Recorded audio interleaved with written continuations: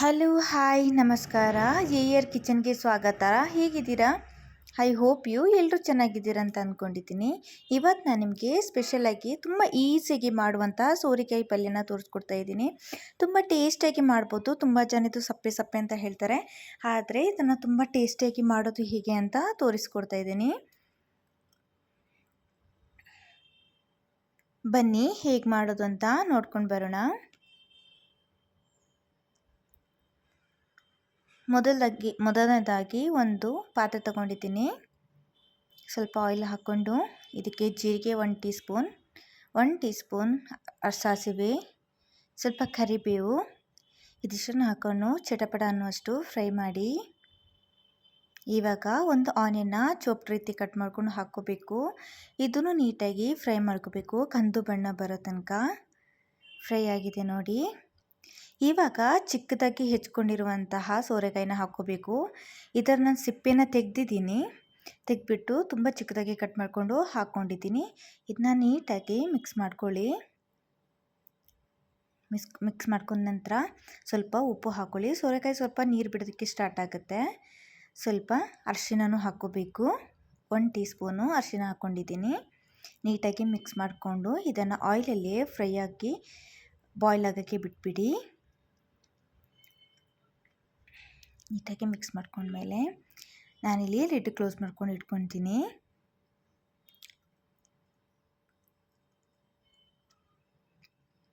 Boil ಆಗಿದೆ, almost 50% boil ಆಗಿದೆ ನೋಡಿ. ಸ್ವಲ್ಪ ನೀರನ್ನು ಬಿಟ್ಟಿದೆ ನೋಡಿ.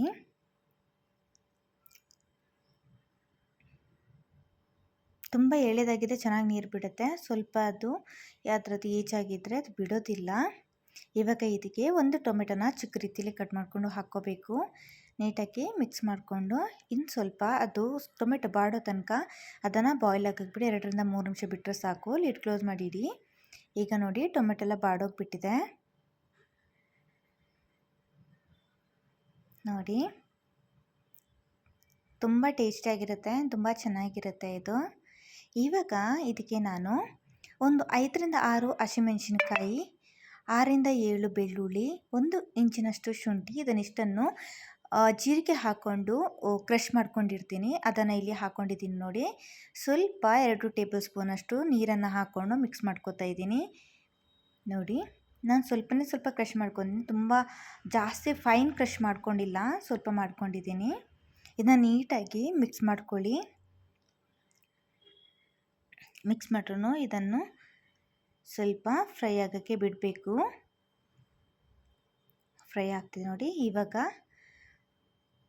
ಸ್ವಲ್ಪ ಕೊಕೊನಟ್ನ ಹಾಕ್ಕೊಂಡಿದ್ದೀನಿ. ಇದು ನಾನಿಲ್ಲಿ ಒಣ ಕೊಬ್ಬರಿನ ಹಾಕ್ಕೊಂಡಿದ್ದೀನಿ. ನಿಮಗಿನ್ನೂ ಒಣ ಕೊಬ್ಬರಿ ಇಲ್ಲಾಂದರೆ ನಾರ್ಮಲ್ ಹಸಿ ಕೊಬ್ಬರಿನೂ ಹಾಕ್ಕೋಬೋದು. ನಾನು ಒಣ ಕೊಬ್ಬರಿನ ಹಾಕ್ಕೊಂಡಿದ್ದೀನಿ. ನೀಟಾಗಿ ಮಿಕ್ಸ್ ಮಾಡ್ಕೊಳ್ಳಿ. ಈಗ ಇದಕ್ಕೆ ಯಾವುದೇ ಥರ ಮಸಾಲನ ಆ್ಯಡ್ ಮಾಡೋಂಗಿಲ್ಲ. ಸ್ವಲ್ಪ ಗರಂ ಮಸಾಲ ತೊಗೋಬೇಕು. ಗರಂ ಮಸಾಲನ 1 ಟೇಬಲ್ ಸ್ಪೂನ್ ಹಾಕಿ ನೀಟಾಗಿ ಮಿಕ್ಸ್ ಮಾಡ್ಕೊಳ್ಳಿ. ಟೇಸ್ಟಿಗೆ ತುಂಬ ಫ್ಲೇವರ್ ಚೇಂಜಾಗಿ ಬರುತ್ತೆ. ಸೊ ಅದಕ್ಕೋಸ್ಕರ ಗರಂ ಮಸಾಲಾನ ಯೂಸ್ ಮಾಡ್ಕೊಂಡಿದ್ದೀನಿ. ಹಾಗೆ ಸ್ವಲ್ಪ ನೀರು ತೊಗೊಂಡಿದ್ದೀನಿ. 1-2 ಟೇಬಲ್ ಸ್ಪೂನಷ್ಟು ನೀರು ತೊಗೊಂಡು ನೀಟಾಗಿ ಮಿಕ್ಸ್ ಮಾಡಿಕೊಂಡು ಫ್ರೈ ಮಾಡ್ಕೊತಾ ಇದ್ದೀನಿ. ಸ್ವಲ್ಪ ಉಪ್ಪು ಕಡಿಮೆ ಆಗಿದೆ, ಅದಕ್ಕೆ ಉಪ್ಪು ಹಾಕ್ಕೋತಾ ಇದ್ದೀನಿ. ನೀವು ಉಪ್ಪು ನೋಡಿಕೊಂಡು ಟೇಸ್ಟಿಗೆ ತಕ್ಕಂತೆ ಉಪ್ಪನ್ನು ಹಾಕ್ಕೋಬೋದು. ಇವಾಗ ಇದನ್ನು ಬಾಯ್ಲ್ ಆಗೋಕ್ಕೆ ಇಟ್ಬಿಡಿ. ರೆಡಿಯಾಗಿದೆ ನೋಡಿ. ತುಂಬ ಚೆನ್ನಾಗಿ ಬರುತ್ತೆ, ತುಂಬ ಟೇಸ್ಟಿಯಾಗಿರುತ್ತೆ ನೋಡಿ. ಆಲ್ಮೋಸ್ಟು 80% ಬೆಂದಿದೆ. ಇನ್ನು ಸ್ವಲ್ಪ ಹಾಗೆ ಲಿಡ್ ಓಪನ್ ಇಟ್ಬಿಟ್ಟು ಇದನ್ನ ಬಾಯ್ಲ್ ಮಾಡ್ಕೋಬೋದು. ಹಾಗಾದರೆ ನಾನು ಮಾತ್ರ ಲಿಡ್ ಕ್ಲೋಸ್ ಮಾಡಿಬಿಟ್ಟೆ ಬಾಯ್ಲ್ ಮಾಡ್ಕೋತೀನಿ. ನೀವೇನಾದ್ರು ಬೇಕು ಅಂದರೆ ಲಿಡ್ ಕ್ಲೋಸ್ ಮಾಡ್ಕೋಬೋದು. ಸೊ ರೆಡಿಯಾಗಿದೆ ನೋಡಿ. ಈಗ ಇದಕ್ಕೆ ಕೊತ್ತಂಬರಿ ಸೊಪ್ಪು ಹಾಕ್ಕೊಂಡ್ಬಿಟ್ಟು ಒಂದು 2 ಮಿನಿಟ್ಸ್ ಲಿಡ್ ಕ್ಲೋಸ್ ಮಾಡಿ ಇಟ್ಬಿಡಿ. ಅಷ್ಟೇ, ತುಂಬ ಈಸಿಯಾಗಿ ಮಾಡ್ಬೋದು. ತುಂಬ ಈಸಿಯಾಗಿದೆ ಆ್ಯಂಡ್ ತುಂಬ ಟೇಸ್ಟಿಯಾಗಿರುತ್ತೆ. ಎಲ್ಲರೂ ಟ್ರೈ ಮಾಡಲೇಬೇಕು. ಇದು ತುಂಬ ಚೆನ್ನಾಗಿರುತ್ತೆ ನೋಡಿ. ಇದು ಚಪಾತಿ, ರೊಟ್ಟಿ, ರೈಸು ಎಲ್ಲದನ್ನು ಇದ್ರ ಜೊತೆ ನೀವು ಕಾಂಬಿನೇಷನ್ ಮಾಡ್ಕೋಬೋದು. ಚೆನ್ನಾಗಿರುತ್ತೆ, ಟೇಸ್ಟಿಯಾಗಿರುತ್ತೆ. ಸಪ್ಪೆ ಅಂತ ಸ್ವಲ್ಪ ಅನಿಸೋದೇ ಇಲ್ಲ. ಪ್ಲೀಸ್ ನೀವು ಟ್ರೈ ಮಾಡಿ, ಕಮೆಂಟ್ ಮೂಲಕ ತಿಳಿಸಿ ಹೇಗಾಗಿದೆ ಅಂತ. ಹಾಗೆ ಫಾಲೋ ಮಾಡಿ, ಸಬ್ಸ್ಕ್ರೈಬ್ ಮಾಡಿ. Thank you all.